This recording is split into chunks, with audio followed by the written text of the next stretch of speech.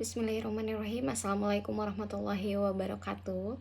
Izin perkenalan sebelumnya, nama saya Zakia Ranianisa dari Program Studi Pendidikan Bahasa dan Sastra Indonesia kelas B1 non-reguler angkatan tahun 2022-2023 dengan NIM 222-10063. Nah, kali ini saya akan sedikit mengulas dan membahas tentang salah satu kerajaan yang ada di Indonesia.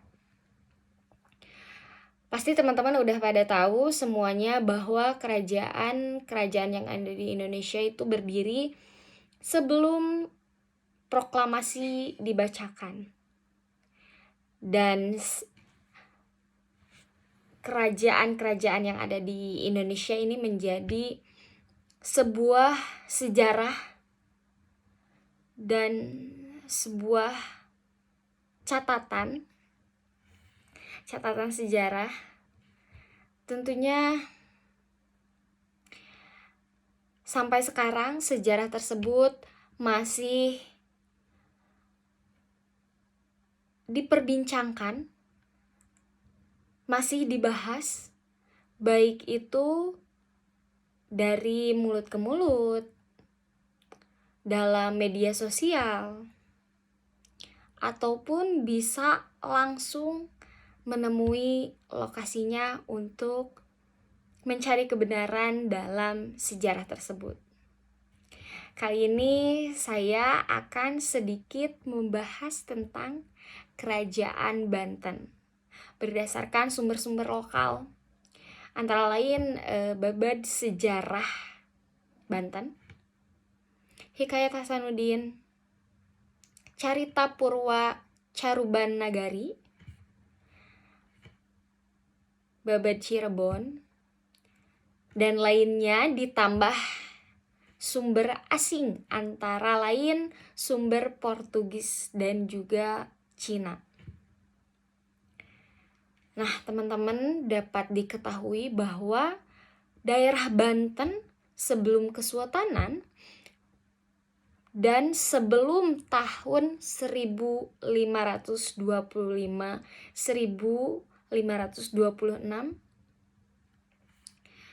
Banten itu masih berada di bawah Kerajaan Sunda Pajajaran.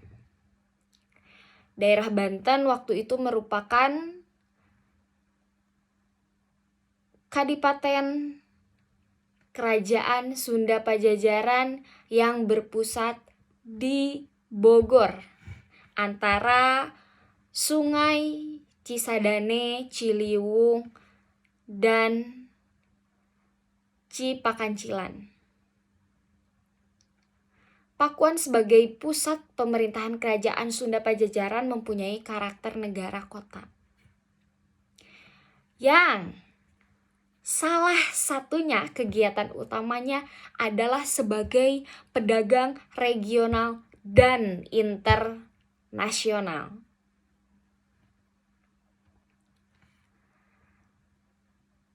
Selain itu juga,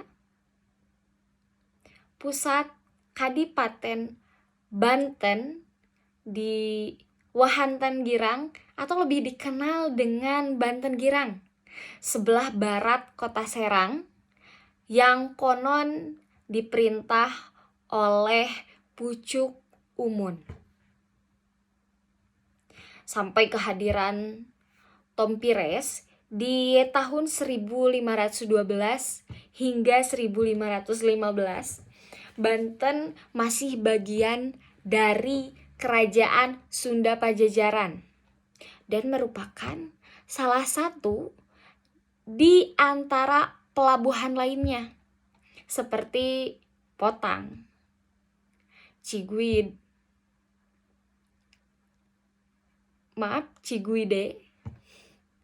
Tangerang, Kalapa, Cimanuk, dan Cirebon. Dari pelabuhan Banten diekspor bahan-bahan rempah dari kita itu diekspor ke luar negeri, terutama lada. Bahkan sampai beras pun ikut diekspor.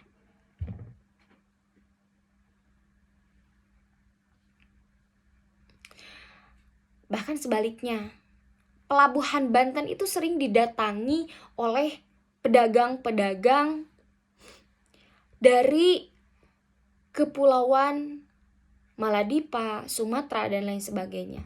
Bahkan sumber Cina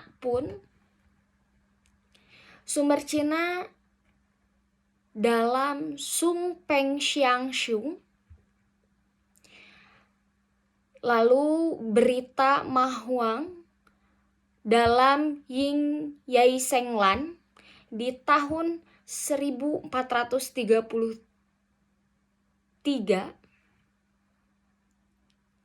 dalam rute-rute pelayaran dan perdagangan Banten telah disebut-sebut. Hal ini berarti sejak abad ke-15, pelabuhan Banten sudah merupakan pelabuhan penting yang masuk jaringan pelayaran, bahkan perdagangan.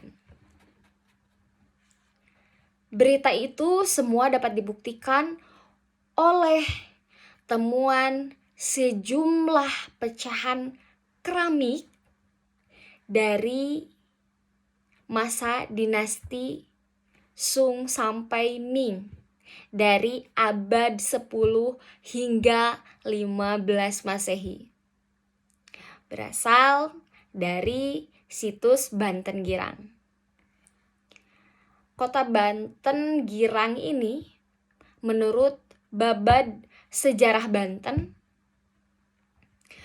direbut oleh Muslim di bawah pimpinan Maulana Hasanuddin atau putra Syarif Hidayatullah yang diberi Sengkala. Bahkan Brasta Gempung Warna Tunggal itu dalam bukunya 0041 atau 1400 Saka dalam 1478 Masehi. Meski demikian, menurut perkiraan Dr. Hussein Dijati Diningrat, jatuhnya Banten Girang itu antara tahun 1525 hingga 1526 Masehi. Setelah itu, Banten Girang ditinggalkan dengan memindahkan pusat kerajaan Islam ke Surasowan, dekat sekali dengan Tekuk, Banten, atas petunjuk Syarif Hidayatullah atau Sunan Gunung Jati kepada putranya, Maulana Hasanuddin. Di tempat yang baru dibuat keraton, dibuat masjid, alun-alun, pasar, dan kelengkapan yang lainnya bagi suatu kota. Letak ibu kota Surasowan di Tekuk, Banten sangat strategis. Kenapa disebutkan sangat strategis? Untuk pertumbuhan dan perkembangan, bahkan memuncaknya kesultanan dengan penguasaan Malaka oleh Portugis. Nah, Banten itu semakin berarti bagi pelayaran perdagangan internasional melalui Selat Sunda. Nah, maka dari itu Tekuk Banten ini disebut salah satu tempat yang strategis gitu, teman-teman. Nah, mungkin hanya itu saja yang dapat Ninis paparkan. Terima kasih, kurang lebihnya mohon dimaafkan. Wassalamualaikum warahmatullahi wabarakatuh.